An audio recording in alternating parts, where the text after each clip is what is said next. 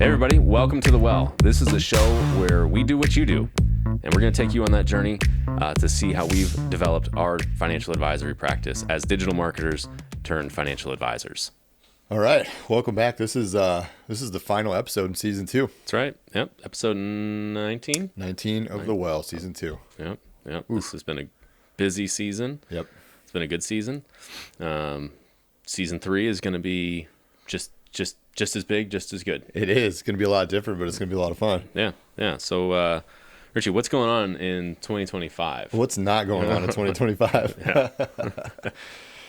Oh man. So if you followed our podcast, you know, a couple years back, Andrew and I are like, hey, we own RA marketing. We need to do what we sell. So we said, let's get licensed. Andrew for the first time, and Okay. and let's do this thing. Let's do it. And so we started running seminars 2022, and then had an absolutely full year 2023, full year 2024, and we've learned a heck of a lot underneath that umbrella. Started off just annuities. Yep. And then eventually you got your 65. Yep. When was that? January 6th of 2024 is when I passed, and then I hung my license. We waited a couple months, but hung my license in May of 2024. So then once he got that, now it's a totally different game, because now it's like we can offer everything. And there was a weird balance between you and I, because we at that point we don't run our appointments together anymore. Right. So you're running your own, I'm running my own, but then I'm like, hey Andrew, I need you to come over here for this pitch here. Yeah. So we did that for a while, and we could talk about lessons learned on that at some point too. But if you're working with maybe a 65 somewhere, like we've done before in the past as well, but and then finally I passed my test. Yep. So now we're both 65, and then that really brought us to like, hey, maybe we do 2025 a little different. Yeah. Maybe we do 2025 a little different. And I think primarily, it's been a really good challenge to kind of think through, like, how do we want to build this business? What are our individual goals and aspirations? Right. I think what we realized in a good way was we had slightly different goals and aspirations for like what our plans were for, like, now that we've got our 65, what are we going to do? And so it was like, well, you want to do one thing, I want to do another thing. What's best for our customers, though? And it was one of those things where in RA, whenever we've had that kind of, I'll call it discussion, not really disagreement, but discussion. Like, what are we going to do? It's like, well, which one of us is more passionate about whatever our idea is? Right. And then we have always just deferred to, like, okay, well, Rich, you're really passionate about that, so you go for it, do it. Let's do that. Let's get behind it. But in this case, I think we were both really passionate about what we wanted, and it was like, this isn't. I don't know if we can do it the same. Like, it's what's the Ron Swanson line? Never half-assed two things, the whole ass one thing. Whole ass one thing, yeah. And so I think what we realized is, like, hey, this is going to work better for us individually and for our customers collectively if we do it separately. Collaborate still have things like The Well, obviously RA, and still be there for each other and champion each other. But what does it look like if we separate it and do our own things? So that's what we decided to do. When we decided that, probably July-ish. Yeah, I was going to say about July. About July is when we made that decision and started working on things kind of behind the scenes and making plans for 2025. And I think that's, to your point, why you keep saying 2026. It's like for the last 6 months, we've been thinking, all right, what are we doing here in 2025? How are we doing this in 2025? And so we've been really planning. I'm already in 2025. Right, we're already there. So next year is 6 for me, Yep. So basically how it shook out is we live in Indianapolis, both of us do, well, near Indianapolis. I live on the kind of the southeast side of the city. Richie lives on kind of the north side of the city. And so we say, hey, what makes sense is we've never really marketed in the south side. Yeah. So I'm going to kind of move my marketing efforts and my business, as it were, down to the south side and try to grow there. And Richie's going to maintain the presence and brand that we've established up here in the north side and grow here.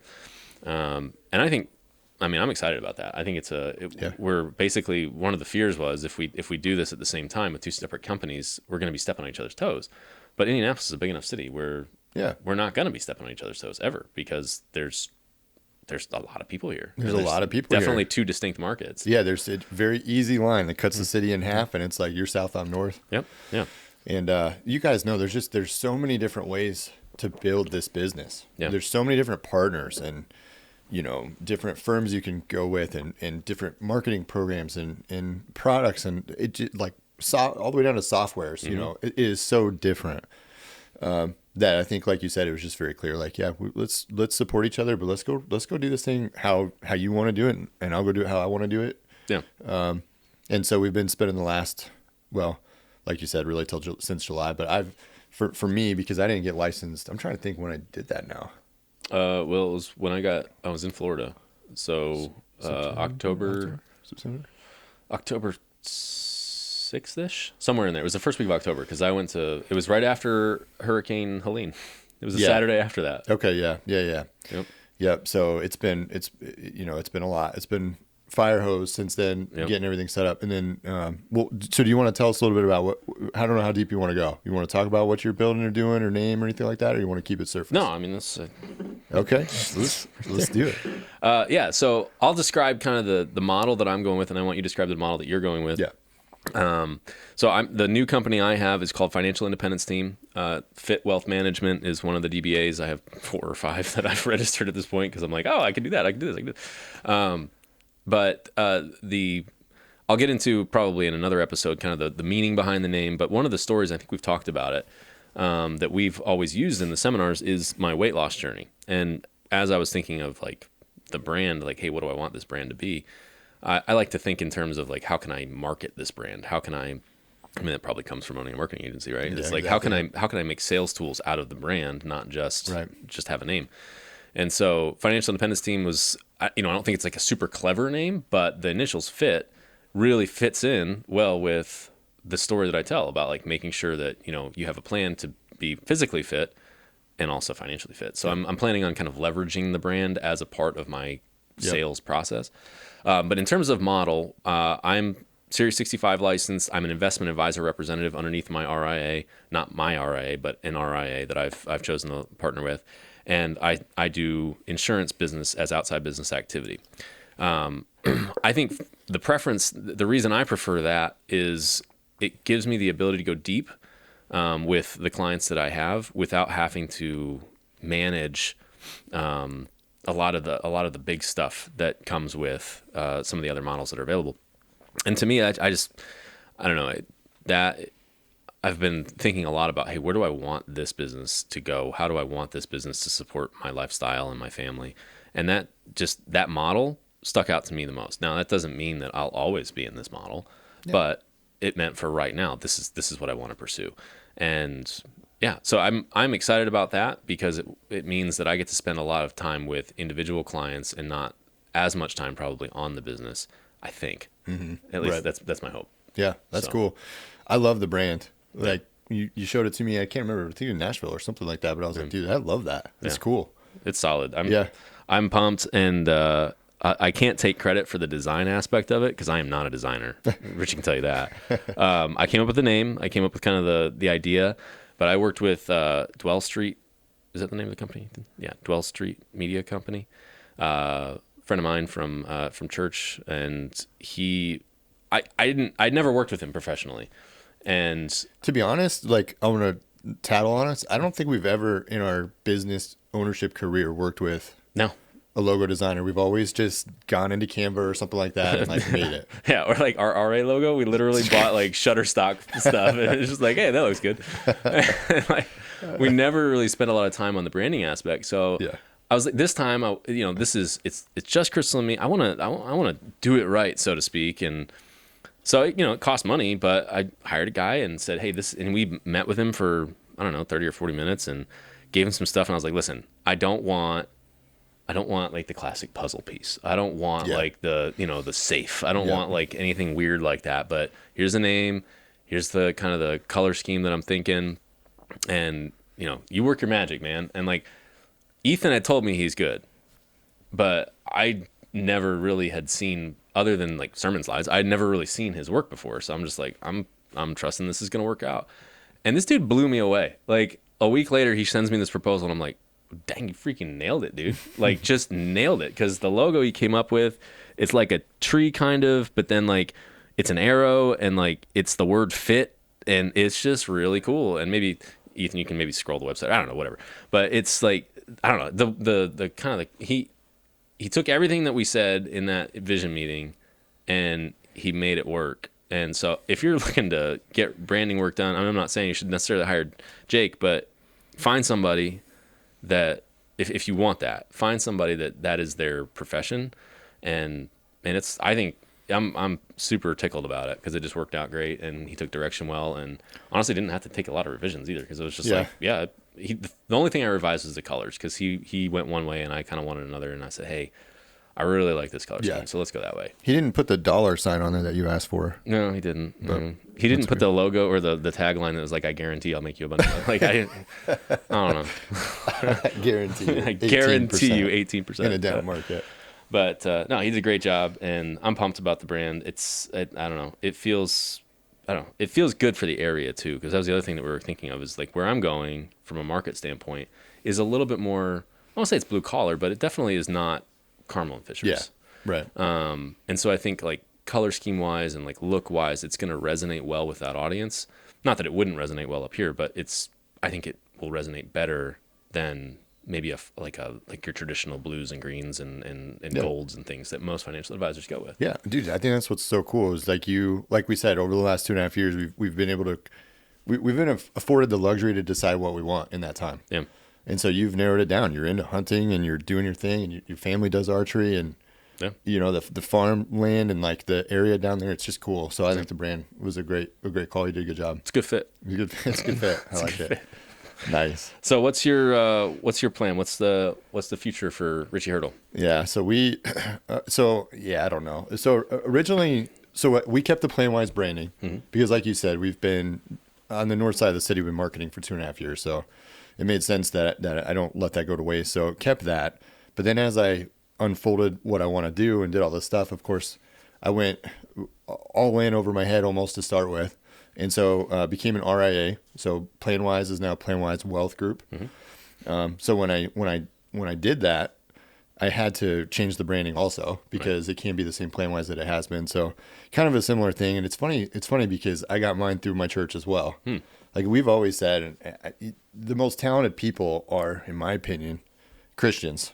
I just think they are because I think they're living their gifts out and they're doing it. And so it's just really cool. But you can, start going to church if you need help with stuff in life or otherwise. Branding, apparently. Branding. Yeah. So anyway, Emily at Render Dwell helped me come up with that. And I just told her, like, it needs to be basically what it has been, which is with a refresh, and it has to have the word Wealth Group added to it. So kept pretty much the same colors, and got that stood up. So, yep. So we're an RIA. So of course I'm dealing with all of the stuff that comes with that. Yeah. I would say in the early days, I'm really not intimidated by like the compliance aspect, or anything like that. It was actually a little weird to see me as like I'm the chief compliance officer. And once I kind of saw that on paper, I'm like, oh, okay. Like I gotta kind of actually take this seriously because there's some implications there. So I have stepped up my kind of on that side, but otherwise everything has been pretty easy. It's a little bit difficult coming up with all the paperwork to put on, all the disclaimers, like how am I going to structure this business? And I worked with a company that helped me build all of that stuff and get all that together, my ADV and all that stuff. So I wouldn't want to do that on my own. I couldn't. I don't even know how. So I'll just tell you, I paid $3,500. Best money I've ever spent because I didn't have to worry about any of that. And also ongoing, if I have a change of like, I'm signing my office lease today. Right now, my business address is my home address. So I have to update it on all my forms to the new thing. I just send it to them and they update it and give it to me. Yeah. So I'm not afraid to spend money on stuff like that. It was well worth it. So anyway, the office was the other big decision. So little over 2,000 square foot office, not too far from this building here. And we toured probably like 20 different spaces, had a fantastic realtor, showed us everything. And this one, we just prayed about it, thought about it, like this is the one we're doing. So excited to move in there. We'll start there January 1st. But I've always had that dream, even back in RA when we started. I want to have this big business with this office, and I want I want employees and I want the whole thing. So that's what we're going after. And that's what we're going after getting. Yeah. Build that empire, man. That's, it's funny because that is where I think we've been opposite. Like I'm much more like, nope, don't want that. Yep. Like I don't want to deal with that. I want a room like this. Yeah. And like, I just want that intimate setting. And I don't want to have any of that extra, I'll call it stress because that's what it is for me. Yeah, like, for sure. I don't want that I don't want any of that smoke. I just want it to be really, really simple. Yeah. And I think that's the beauty of this business. I was talking to Ben about this, and he's like, man, that's the beautiful part about this business is there's 100 different ways that you can go out and you can structure your business and all of them work. Yeah. It's just, what do you want to do? Right. Like, how do you want your business to look? How do you want your business to be built? Do you want the big office with the 10 employees, or do you want to just be you? Yeah. And there's not a wrong answer. No, and ultimately there's the income levels are probably pretty similar if you do it the right way for each one of those options. So it's just kind of, what do you want? And I think it's good that we both identified what we want wasn't the same thing. Yeah. And is there a way that we can facilitate that without it being impotent? What's the word? Impedance on our individual success and growth and RA's success and growth and all that stuff. So I think we've struck a pretty good balance there. Yep. Not without it's like, hey, we got to figure this out type situation. Oh, for sure. Well, anytime there's a change to anything and multiple people and minds, you're gonna have that stuff. But one other note I want to say, the RIA that I definitely underestimated. If you partner with an RIA, they already have software, archiving software. Mm-hmm. And I don't have any of that. I don't have any of that stuff. Yeah. So I definitely underestimated that. I have to. At least you get the luxury of choosing what you want. And that's the beauty of it. Yeah. And that is exactly the reason I went this route, because I don't want anybody telling me what I can charge. I want to decide that. Yeah. I don't want to use your software. I want to use my software. Yeah. I don't want to use your portfolio. I want to use this guy's, and I can just do that under a solicitor agreement. So I have full flexibility wherever. It just comes with that added, I think I've heard people, scared of the compliance and that kind of stuff. That part, I mean, if you have integrity in this business, I think you're fine. Mm-hmm. I'm not interested in wild investments that are sketchy, and I'm not interested in any of that stuff. I'm just trying to help people with their financial planning and retirement planning. So for me, I'm not worried about that. I just have to check your boxes and archive everything. But yeah, the software, I mean, it's like all of it. I mean, it's CRMs and any planning software, archiving software, texting, phones, like all that stuff. You got to add all that into what it means to build an RIA. Yeah, and there's in some components I'm definitely jealous of, like the flexibility, because it's like I've had a couple things recently where hey, this is changing and you don't have a choice, and I'm like, well, wait, I liked that though. And so now I'm saying, I'm fortunately the relationship I have, I'm able to say, hey, I'm doing that, and they're like, okay. Like, all right, choose your RA wisely, but it definitely is going to cost me something, right? It's going to cost me money to do that, and it's like, but it's worth it to me because, I'll just say it, the software that I really liked that was then going away at the end of the year was nitrogen. Yep. I've built my sales process around what nitrogen can do and what it can present, and that was going away, and I was like, well, but I'm gonna have to reinvent. I'm gonna have to reinvent my entire sales process now, and they're like, well, you can still use it, you just got to pay for it, and it's just like, oh. Well, that kind of sucks, but it's not a cheap one either. No, it's not. It's I think it's $1,200 a year or something. Or it might be more than that. It's not cheap. Yeah, I went through that same exercise because again, we've been doing our part 3s together. Mm-hmm. Our recommendations for the longest time because you had the 65, all that stuff. So I'm used to using nitrogen also. And I went to build, this was a while back now, but I went to build that first recommendation appointment. I'm like, uh-oh, I'm not using this or this or this anymore. Like, what I like about nitrogen is it has a very graphs and numbers and some colors, and it's kind of cool to put into a presentation. It's clean. It's clean. It's easy to read. I think the quiz is fun, more fun there than some of these others.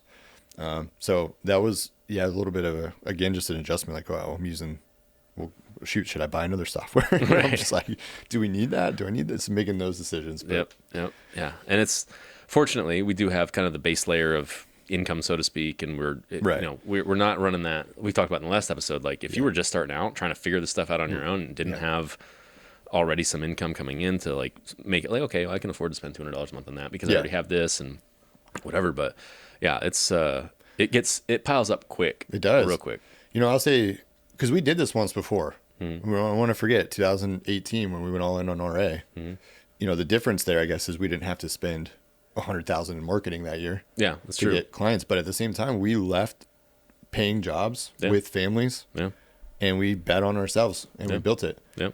Yeah. So, the nice thing there is we didn't have to figure it out for the first time. True. Yeah. Because it's like, this is what we've been doing. We've been just doing it. like we already. Which is what we're at. Which is where we're at right now. Yeah. Exactly right. Yeah. We've been able to build it. Now we can just go. So, 2025. I know So let's talk about marketing a little bit, if we want to. I think I'm pretty much sticking to the same script because we know it works. Right. I am too. I've got my goal. And this is a personal goal. I don't know if it's going to happen. I'm almost going to laugh if we're... I'm planning. I want to have all the way through the end of May booked and scheduled by the end of December. I've got my first... I'm not doing that. I'll do January. I've got my second event. Chris and I are going to do a site visit today just to make sure the venue's going to work. That one's already pretty well locked in. The first event is still up in the air. But I'm going to do January 14th, 28th, and I'm going to probably do 2 in January, 2 in February, 2 in March, 2 in April. And when I say 2, some of those might be doubles. The second one in January is going to be a double.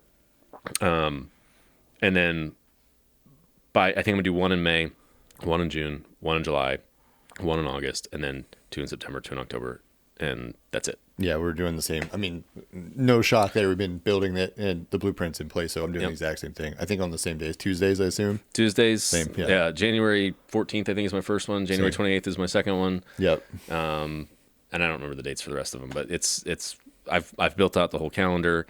We've got 15 or 20 venues that we're considering. Nice. And some of them have already gotten scratched because... You know what? If you can't be bothered to call me back, it's always or email me back at least when I say, hey, I want to potentially spend $5,000 to $10,000 with you in 2025. Yep.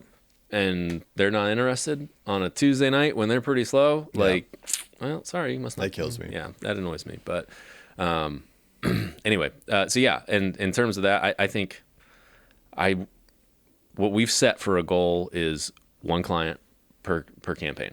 Yeah. If we can get 1 client per campaign, we'll be profitable. If we get 2, holy smokes. Yeah. So that's good. That's the goal. And I mean, we did a little over 10 million last year. I think it's not unreasonable for me to plan on doing about 10 million myself next year. So that's Chris and I haven't sat down and figured out the math goals, but that's my goal is another $10 million of total assets gathered in 2025. And that's the financial goal. Yeah. I love that. So our marketing plan is pretty much the same. It's mostly it's very seminar heavy. I do think I'll try some other webinar. I don't know. Maybe I'll do a webinar. I'll for sure do webinars. Because why not? Yeah. Record it and throw it out there and see if it works. Yeah. But I'm going to change it up a little bit. So RA, I don't know when people will listen to this, if the news will be out yet. I think you can say it. Yeah. RA is started as, digital marketing agency. We use Facebook ads, and that's how we built our name and reputation. It works great. It's fantastic. It's a good price. All good. But we're at a point with the RA business now that it's mature. It's seasoned. It's healthy. It's strong. We have employee base that, so we're adding in mail now to RA because why not? Why are we turning away advisors that want to do mail? Right. To only do digital, let's do them both. And let's be the event marketing go-to shop. So anyway, because of that, I'm definitely going to try some mail. Yeah. The office that I have has a room in it that I don't have to pay for. Just put my name on the thing that I'm taking it that day, and I think you could fit 80 people in there. It's huge, and they have a roller desk that you can move around and U-shape it or do whatever. Put food in there. So I'll probably definitely do. I think in January. I'm not sure, February. The second week of February, I think I'll do one there. Try the mail out, see how that goes. So a couple little changes like that, but otherwise the recipe is the recipe. Do seminars, write business, do another seminar, write more business. Yep. I'm excited to try the mail. Keith asked me, he's like, hey, because the first one is actually that I've booked is January 28th. He's like, hey, we got time to try mail. And I was like, we haven't really marketed in Greenwood yet. Yeah. So I'm not saying I don't trust the mail yet, but I kind of want to see how other people, because we've been so heavy on the digital. So I'm like, I will do mail, but I probably won't for the first quarter just because we haven't really saturated the market in Greenwood with Facebook ads yet. So I'm like, I don't want to. Yeah, use that. I'm going to use that while it's fresh. Yep. And then I will absolutely. My guess is I'm going to try a little bit more of a double approach. Yeah, a little hybrid. Like doing like hey, I'm going to drop 2,500 pieces of mail and I'm going to do Facebook ads to try to do that hybrid approach. So, and then I've got some markets out east that are really rural that I'm going to try. Those ones I think might do better with mail anyway. I think so too. So yeah. That's a good idea. Yeah, I just if you're doing something that's working, it's really hard to change. Yeah. So we know digital works. It's really hard to change from that. Yeah. Mail is obviously too. It's a little more expensive. Yeah. It just is. Yeah. So but if it produces the results that it's supposed to, it'll be good. So right. So yeah, we'll try some of that. I might do radio at some point. I might do. I'm doing a book. I'm writing a book. Oh. I shouldn't say I'm writing a book, but a book is being written. I've interviewed for a book. So going to try that out, just a little 50-page book. Yeah. Nothing, just credibility booster. Credibility booster, give it out, that kind of stuff. So just going in on branding and having that office presence is the main kind of strategy. Yeah. Cool. So we got a lot that we're going to be unpacking in 2025. We're going to bring two different perspectives now. Yeah. And I think that's the value of it for you guys is that there's going to be not just, hey, Andrew and Richy are reporting on another seminar they ran. Like it's going to be, hey, Andrew, you ran a seminar. Richy, you ran a seminar, or you did a webinar, or hey, you did a radio program, or you get a book. Like we dropped mail for the first time. How did it go? Like, right. It's going to be two different markets, two different brands, two different strategies. And the audience of this podcast is going to get to benefit from hearing two totally different perspectives now. Yeah, it's going to be cool. Yeah. So I'm excited for it. Yep. We're learning from you guys just like you're learning from us. So in the comments, share what's working for you or give us a call. Let's chat. We maybe have you on as, a guest or something. But this podcast is just built to help. And season 3 is going to do that to another level. All right. So, all right, man. All right. Great 2024. Good 2024. Great episode or season 2. Great season 2. I don't know. Is this before Christmas? I don't know. Probably not. If it is, Merry Christmas. If not, Merry Christmas next year. That's right. Happy New Year and all that good stuff. And we'll come back to you even bigger and better. Let's go. Thanks, guys.